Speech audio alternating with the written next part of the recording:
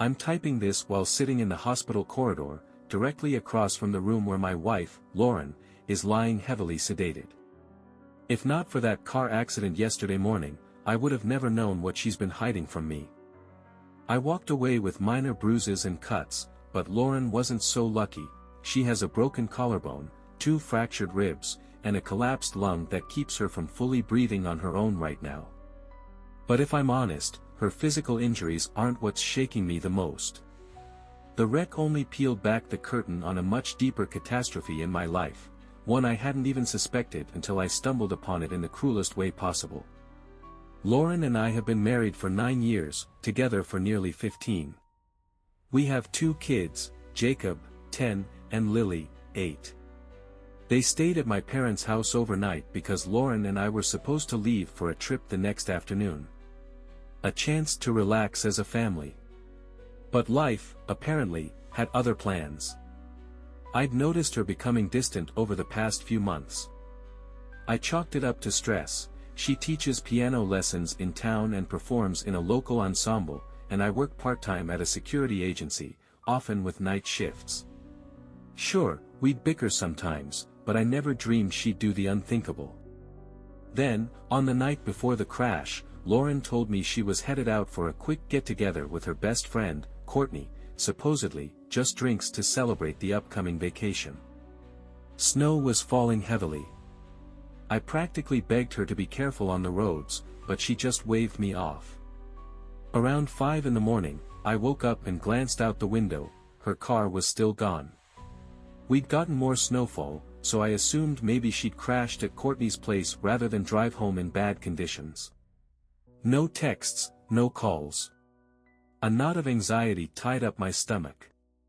I pulled on some clothes, hopped into my old SUV, and drove through half the city in the snow to see what was going on. When I reached Courtney's condo, I saw no movement inside. Her front door was slightly ajar, which froze my blood. I stepped into the living room, calling out Lauren's name, no reply. Courtney was nowhere to be seen. I headed upstairs to the guest room, which was usually empty. That's where I found them, my wife, sprawled under the covers with some half-naked guy I didn't recognize. For a second, I stood there, too stunned to react. Then the next seconds blurred into a red haze of fury. Courtney came rushing upstairs. Lauren tried to pull me away from that guy, who ended up bolting out of the room half-dressed. I don't even remember my own shouts, or how I nearly pummeled him before he escaped. I just recall Lauren sobbing, repeating, "It's not what you think." So original, right? I told her, "You've got 5 minutes. Either you come with me now, or I'm leaving without you, forever." She was out the door in 3 minutes. We drove in tense silence along the snowy roads, both of us rattled, and I was seething. At some point, a sedan from the oncoming lane spun wildly across ours, forcing me to yank the wheel. My SUV slid on black ice, hit the guardrail, and flipped. Next thing I knew, I was in Woodland General Hospital with a mild concussion and a few cuts. Lauren, though, had taken the brunt of it. Now she's in this bed behind me, drugged up and hooked to machines. Meanwhile, I'm in the corridor, wrestling with the fact that the woman I've loved for so long just shredded our marriage vows.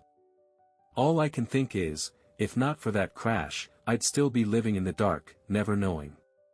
Jacob and Lily are safe at my parents', unaware of the nightmare swirling around them.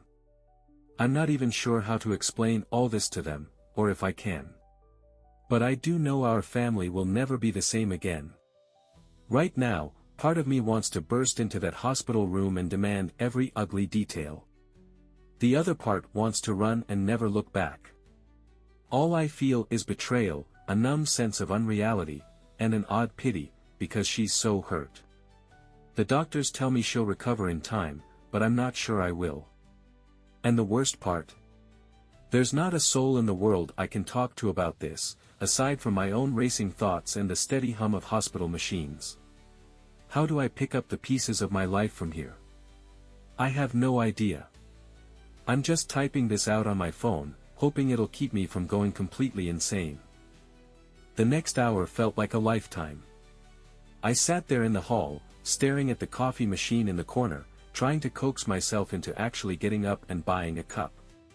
But my legs stayed planted on the linoleum floor. Every time I closed my eyes, I saw Lauren in that bed, wrapped in bandages, drugged with painkillers. Then the memory flashed, her in someone else's arms, half naked in Courtney's spare room, my pulse hammering in my ears. Now she's stuck here, and I'm stuck in this corridor wondering how on earth I'm supposed to live with this. Or if I even can. Eventually, a nurse, short, middle-aged, kindness in her eyes, emerged from Lauren's room. She asked if I wanted to step in. "She's been calling your name, though she's not fully conscious," the nurse said. My stomach twisted. It felt easier to keep my distance, but I managed a nod and followed her in. Inside, the odor of antiseptics and that constant beeping from the monitors pressed on my nerves. Lauren's shoulder was immobilized, half her torso was swathed in thick bandages. Her eyes were half open, watery, as though she'd been crying. The moment she saw me, tears began rolling down her cheeks. "Jacob. Lily. Are they okay?" she whispered, her voice shaky. I cleared my throat. "Yes, they're at my parents' place. They don't know the details, just that we had an accident." She exhaled with apparent relief, then tried to sit up. Her free hand fumbled for mine, but I stayed a foot away. I couldn't bring myself to close the gap. "Please. I'm so sorry," she managed, her voice catching. "I never meant, I don't know how it happened. I was drunk, and..." "Courtney." I lifted a hand, cutting her off. "I can't do this right now," I muttered. My chest felt like a vice. I wanted to yell, ask 100 burning questions, how many times? Who was that guy? But I couldn't trust my own voice not to crack. She swallowed hard. "I know I screwed up. I'm so sorry. I can't lose you, I can't." Before I could answer, the nurse stepped in gently. "Ma'am, we need to check your vitals and give you another dose of pain medication." "Sir, maybe let her rest for a while." Part of me was relieved. I nodded like I was on autopilot, then walked out.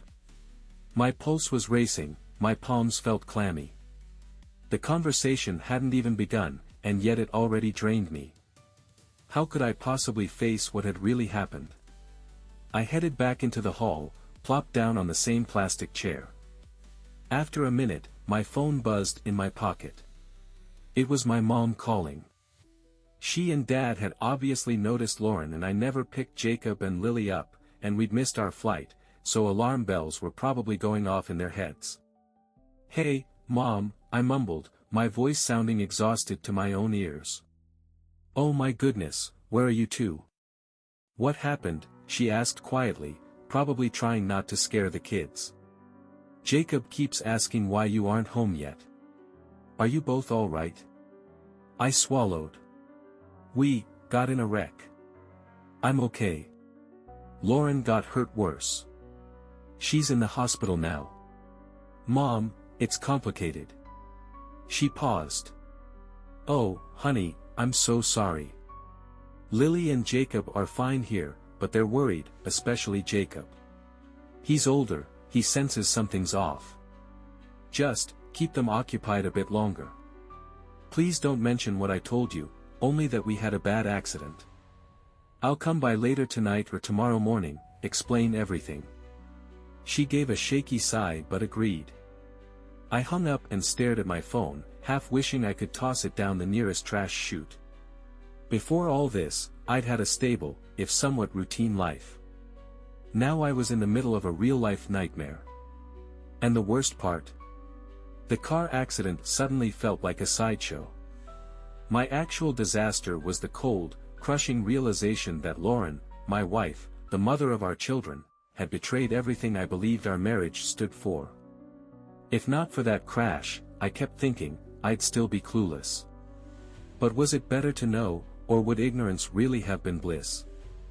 I dragged my feet to the elevator, intending to grab some fresh air outside, but stopped halfway.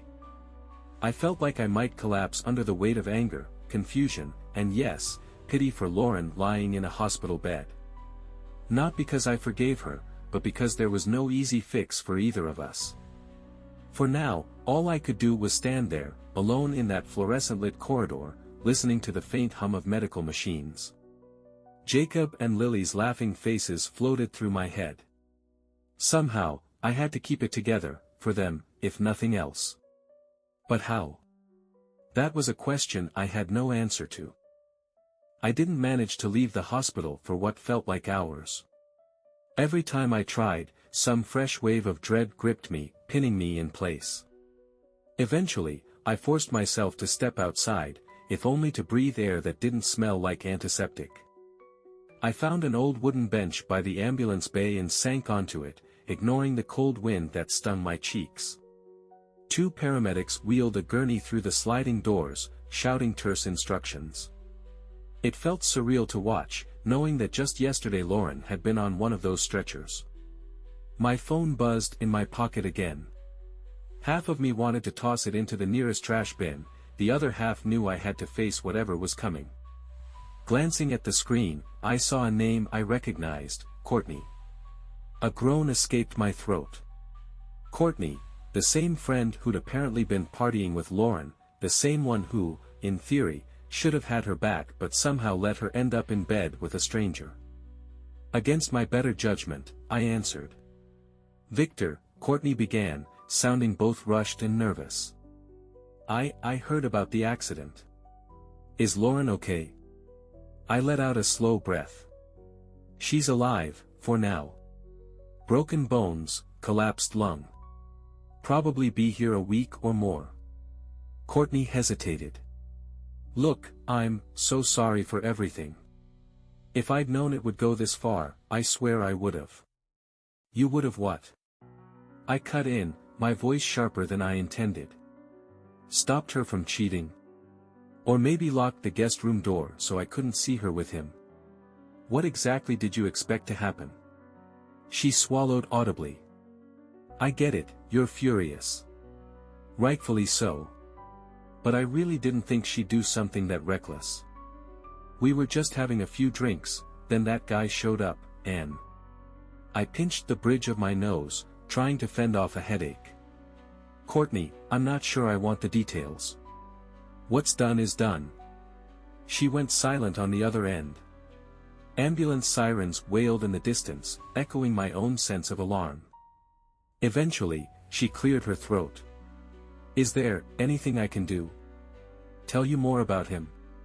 Maybe I can help you understand. Understand? I repeated bitterly. Look, I appreciate the thought, but I'm not sure how understanding it helps me live with the fact that Lauren betrayed me. A brief pause. Then, in a quieter tone, Courtney said, just, please don't hate me too. I never wanted this to happen. I exhaled, feeling my anger twist into a dull ache. I'm not blaming you for her decisions. But I can't pretend everything's fine between us either. Not now. Not after I walked in on that. She started to say something else, but I ended the call. My nerves were raw, and nothing Courtney said would undo the image seared into my mind, my wife, Lauren, lying next to a stranger. A gust of cold air hit me, snapping me back to the present. I got up and drifted to my SUV, more out of habit than intention. The kids were with my parents, clueless about the real reason their mom was in the hospital, aside from some vague, we had an accident, story. At least they were safe, and I could still shield them from the ugliest parts of this. I glanced back at the tall hospital building. It looked gray and imposing, like a silent fortress holding Lauren captive, and maybe holding me captive, too, in a different sense. One part of me wanted to storm back inside, demand all the answers in the world. Another part just felt numb. If not for that crash, I would have been driving Lauren and the kids to the airport right now, I thought. We'd have boarded a plane to someplace sunny. I wouldn't know a thing about any of this. But reality had other plans. I climbed into the driver's seat, shivering from the lingering chill. My reflection in the rearview mirror looked haunted, like a ghost of the man I'd been only a day before. Everything had changed. Everything. I turned the key in the ignition, uncertain where to go next. Home. My parents? Back to Lauren's bedside? None of it felt right. But I couldn't sit there forever. With a shaky breath, I pulled out of the hospital parking lot, headlights cutting through the snowy gloom, carrying me toward a future I couldn't even begin to fathom. Driving felt surreal, as if I were caught between two versions of my life. I found myself heading to my parents' house, though I wasn't quite ready to face the inevitable questions from Dad, who sees right through me, and Mom's soft eyes brimming with worry. Still, the thought of being alone in the home Lauren and I used to share seemed even worse. When I pulled up to my parents' place, the porch light glowed against the early dusk. My mom, Marion, must have spotted my headlights, because the front door opened before I'd even cut the engine. She stood there in her thick winter sweater, arms folded tightly over her chest, trying to read my expression as I climbed the steps. "Victor," she said gently, "Jacob and Lily keep asking for you. They're worried. I've told them about the accident, but they sense there's more." I nodded, my breath escaping in a visible puff of steam. "Thanks, Mom. I'll try to keep it simple for them." My gaze flicked inside, toward the living room. "Where's Dad?" "In the den," she replied, voice subdued. "He's just as anxious as I am." I stepped through the doorway, warmth from the heater wrapping around me like an embrace I didn't deserve. Lily rushed forward from around a corner, her blonde curls bouncing. She clung to my waist, face tilted up with wide eyes. "Daddy, is Mommy okay? Grandma said she's in the hospital, and you had a car crash." My heart clenched. "Mommy's hurt," I said carefully, my throat tight. "But the doctors say she'll be fine in time. She'll need rest." Jacob lingered behind his sister. At 10, he was old enough to sense a deeper rift. He stared at me with a look that said, "Are you telling me the whole truth?" But he didn't press, not yet. I set my hand on Lily's shoulder. "Come on, you two. Let's go sit." I tried to sound calm, like I had some measure of control. We gathered in the living room, and Mom quietly slipped out to give us space. Jacob sat on the couch, Lily curled up next to him, and I took the armchair facing them. For a moment, none of us spoke. Finally, Jacob broke the silence. "Dad," he said, almost in a whisper, "you look angry. Was it just the crash, or did something else happen? Kids see more than we think." My mouth felt dry, but I forced a small smile. "It's just stress, Bud. When someone you love gets hurt, it's scary." I hesitated, then added, "But your mom's safe now, and I promise you'll see her soon." He nodded, unconvinced. Lily sniffed, looked at me with tearful eyes. "I miss her." Something inside me twisted, a blend of heartbreak and bitterness. If not for that accident, I'd still be living a lie, but at least Lily wouldn't be hurting. I stood up, ruffled Lily's hair. "You'll see her, I promise." They both nodded, trusting me in that childlike way that cut me deeper than any wound. I felt unworthy of their faith, especially given the anger churning beneath my skin. "Why don't you two head back to your room for now?" I suggested gently. "I'll come tuck you in soon, okay?" Jacob shot me one last probing look before shepherding Lily down the hallway. Once I was alone, I slumped against the back of the armchair, exhaustion seeping in. A father's counsel. A shadow moved near the doorway. My dad, Greg, stepped into the living room with a careful nod, as if seeking permission to enter my world of chaos. "Hey," he said quietly, crossing to stand by the window. I sighed. "It's bad, Dad. Real bad." He folded his arms, glancing at the floor before meeting my gaze. "Your mother told me bits and pieces. The car accident was serious, but she suspects there's more going on. My chest tightened. I'd always respected Dad for his level head, so I wanted to tell him everything, yet voicing the truth felt like ripping off a bandage. Still, I forced myself to say it. Lauren's been cheating on me. For how long, I don't know. I only caught her because, well, if not for the crash, I'd probably still be clueless. Anger and sadness flickered across his face. Son. I'm sorry. That's awful. I just nodded. Yeah. She's in the hospital, sedated half the time. Yet I can't even process my own guilt about that accident, because I keep thinking about her betrayal.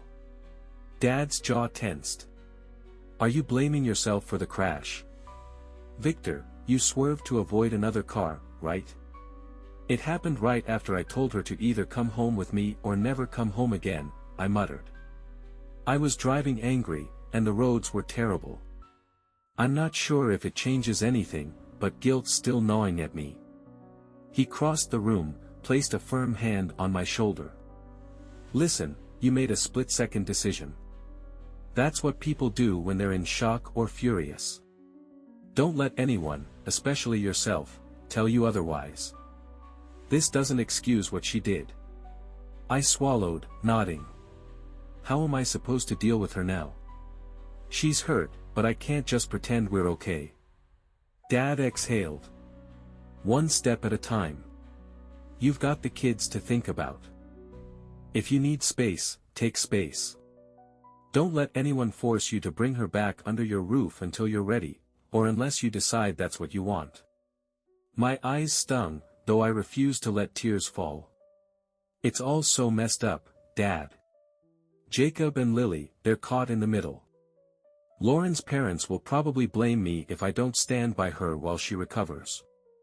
He shrugged, matter of fact. They can blame whoever they want, but the truth remains, she crossed a line. You can still make sure she heals physically without ignoring the fact she broke your trust. The heaviness in my chest loosened a fraction. A tiny bit of relief, maybe, just knowing I wasn't crazy for feeling this torn. Thanks, I murmured. I can't tell you how much I appreciate you and Mom taking care of the kids. Dad's grip on my shoulder tightened, just a bit. We love them too, and we love you. We're here, however long you need. He left me alone with my thoughts. I heard muffled conversation from the kitchen, my mom and dad, probably discussing whether to bring me tea or 1,000 other ways to help. I stayed in that chair, staring at the blank TV screen, seeing only the replay of my life fracturing in that guest room. Eventually, I got up and wandered down the hallway to peek in on Jacob and Lily. They shared the same room here at my parents', with a pair of twin beds. Lily was fast asleep, hugging a threadbare bunny plush. Jacob, though, was half-sitting, reading by the glow of a nightlight. He looked up when I quietly opened the door. You okay, buddy? I asked softly. He nodded but didn't speak. I could sense he wanted answers I wasn't ready to give. Sighing, I stepped in, ruffled his hair. We'll talk more soon, I promise. Jacob's eyes flicked to his sister, then back to me. In a hushed voice, he asked, Is Mom going to come home soon? I forced a calm expression. She needs to heal first. Then we'll figure it out. Okay, he said, uncertain. Then he lay back, pulling the blanket up to his chin. Good night, Dad. Good night. I quietly shut the door, thinking the truth is, I have no idea whether she's coming home at all. I retreated to the makeshift bedroom my parents had set up for me. It used to be Dad's office, complete with an ancient computer desk and shelves of dusty books. I sank onto the narrow bed, flicked off the lamp, and stared at the ceiling. Somewhere in the darkness, I came face to face with my own turmoil, Lauren's betrayal. The accident. The kids' innocent eyes. My parents' quiet concern. If not for that crash, I'd be packing suitcases with Lauren right now, planning day trips for the kids at some sunny beach. A bitter laugh slipped out into the silent room. I closed my eyes. Sleep, if it came at all, would be plagued with images of a turned-down blanket and Lauren's tear-streaked face. But there was no escaping any of it. Not in my dreams, and not in the cold reality that awaited me tomorrow. End of part 1. If you are interested in what happened next, let me know in the comments.